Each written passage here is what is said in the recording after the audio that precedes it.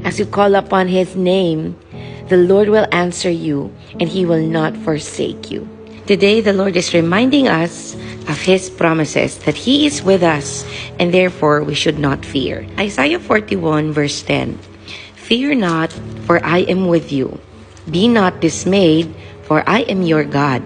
I will strengthen you. I will help you. I will uphold you with my righteous right hand. For I, the Lord your God, hold your right hand. It is I who say to you, fear not. I am the one who helps you. And if we will read further, sa verse 17 to 20, sabi po dito, when the poor and needy seek water and there is none, and their tongue is parched with thirst, I, the Lord, will answer them. I, the God of Israel, will not forsake them. I will open rivers on the bare heights and fountains in the midst of the valleys. I will make the wilderness a pool of water and the dry land springs of water. I will put in the wilderness the cedar, the acacia, the myrtle, and the olive.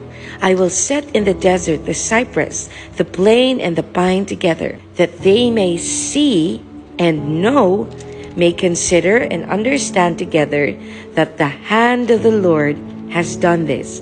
The Holy One of Israel has created it. As you call upon the name of the Lord, sabi kasi dito, He is the only God. Siya lamang daw ang tanging makakapagligtas sa atin at wala ng iba. At sabi niya, kaya niya daw tayong tulungan ang lahat ng mga nangangailangan, lahat ng mga nauuhaw. Sabi niya doon, I will answer them and I will not forsake them. Sasagutin ko sila at hindi ko sila pababayaan. Ang pangako dito ng Panginoon, He will open rivers in the bare heights. Magbibigay siya ng provision kung saan wala, kung saan tuyo, kung saan may kakulangan. Siya daw ang magbibigay.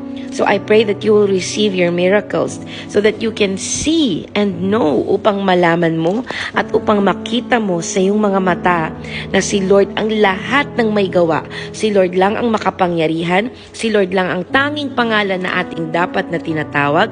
At siya lang ang makakapagligtas. Siya lang ang makakapagbigay. Siya lang ang source natin. At siya lang ang tunay na Diyos na kayang tumulong at magpalakas sa atin. Whatever your fears are, whatever your worries are, whatever makes you anxious, bring it to God, surrender it to Him, and ask Him to help you. Call upon His name, and as He promised, He will help you.